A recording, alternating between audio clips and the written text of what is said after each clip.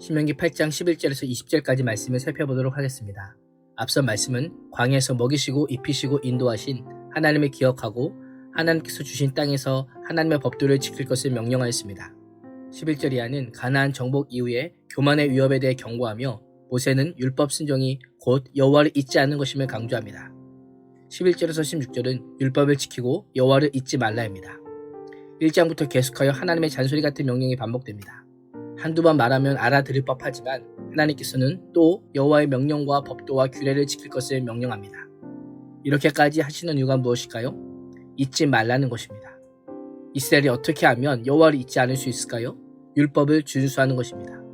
하나님께서는 이스라엘 백성들이 말씀을 지킴으로 하나님이 누구인지 알기 원하셨습니다. 우리가 말씀을 지켜야 하는 이유는 멸망받지 않기 위함이기 전에 하나님과 인격적인 관계를 맺기 위함입니다.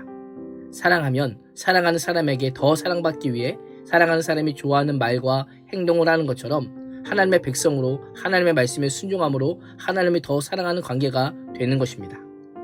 그런 의미에서 말씀을 기억하는 것과 말씀에 순종하는 것은 별개가 아니라 하나입니다. 하나님이 누구인지를 기억한다면 하나님의 말씀에 순종할 수밖에 없고 말씀에 순종하면 하나님을 생각하고 사랑할 수밖에 없는 것입니다. 12절에는 순종의 결과가 언급됩니다. 순종하면 좋은 집에서 배불리 먹고 소와 양, 염소떼가 번성하고 은과 금을 풍성히 소유할 것이라고 말씀합니다. 13절에 번성하다, 증식하다, 풍부하게 되다 라고 하는 동사는 모두 많아지다 라고 하는 의미의 동사에서 파생된 단어입니다. 같은 의미를 가진 동사를 3번이나 반복하여 사용하는 이유가 무엇입니까? 가나안 땅에서 누리는 모든 것이 하나님의 은혜임을 강조하기 위함입니다. 인간에게 있어서 교만은 소유하는 것들이 점점 많아질 때 쉽게 일어날 수 있는 것임을 경고하기 위함입니다. 풍요로운 삶이 마치 자신의 능력과 재능으로 말미암은 것인 줄 아는 자기 도취에 빠질 수 있음을 경계하기 위함입니다. 그래서 14절은 물질적 번성으로 인해 내 마음이 교만하여 내 하나님 여호와를 잊어버릴까 염려하노라 라고 말씀합니다. 교만은 여호와를 잊는 것입니다. 가나안의 번영이 이스라엘을 애굽 땅 종살이 하던 집에서 이끌어내신 하나님의 선물이라는 사실을 기억해야만 했습니다.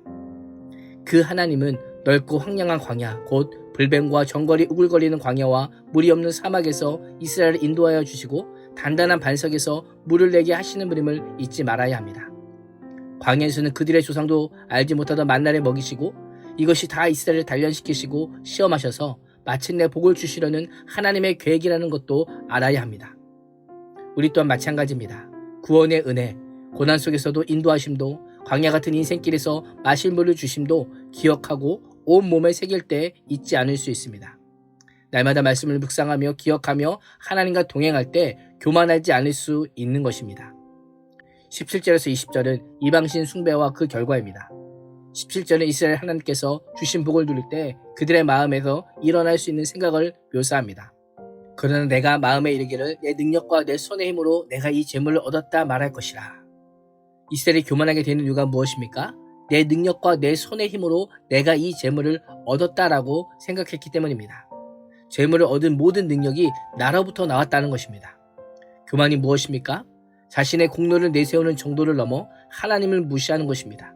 하나님 존재 자체는 물론 하나님의 역사를 무시하는 것이요 자신을 하나님의 자리까지 높이는 것입니다.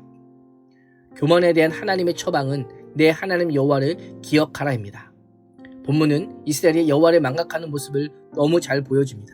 처음에는 여호와의 명령과 법도와 규례를 지키지 않는 것이요 다음은 마음이 교만하여 내 능력과 내 손의 힘으로 내가 이 재물을 얻었다라고 말하는 겁니다. 하나님의 은혜도 모르는 어리석은 행동에 대해 경고하며 내 하나님 여호와를 기억하라고 명령합니다. 여호와께서 이스라엘에게 재산을 얻을 수 있는 능력을 주셔서 이스라엘 조상들에게 맹세하신 언약을 이루어지게 하시기 위함이라고 선언합니다. 이스라엘에게 가나안 땅은 하나님께서 아브라함에게 맹세하신 것을 성취한 결과입니다.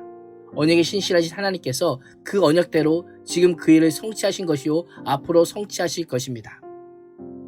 그럼에도 불구하고 이스라엘이 하나님의 은혜를 망각하고 이스라엘과 아무런 상관이 없는 다른 신들에 따라 숭배하고 그들을 섬기고 예배하면 하나님께서는 그 은혜를 거두어 들이시고 반드시 멸망할 것이라고 선언합니다.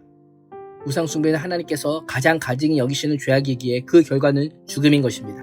이스라엘이 하나님을 떠나 이방신과 우상을 섬기면 죄악과 우상숭배로 멸망당한 가나안의 여러 민족들과 동일하게 멸망당하는 백성이 될 것이라고 말씀합니다.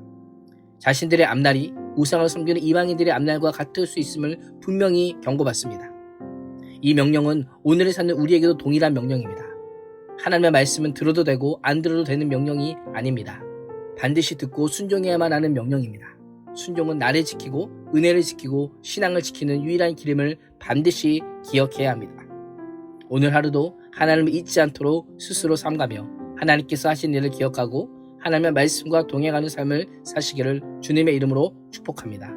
기도하겠습니다. 하나님, 오늘 하루도 이 땅의 풍요로움이 하나님의 은혜를 잊게 하는 장애물이 됨을 기억하며 날마다 은혜 가운데 말씀과 동행하는 삶을 살게 하여 주옵소서. 예수님의 이름으로 기도합니다. 아멘.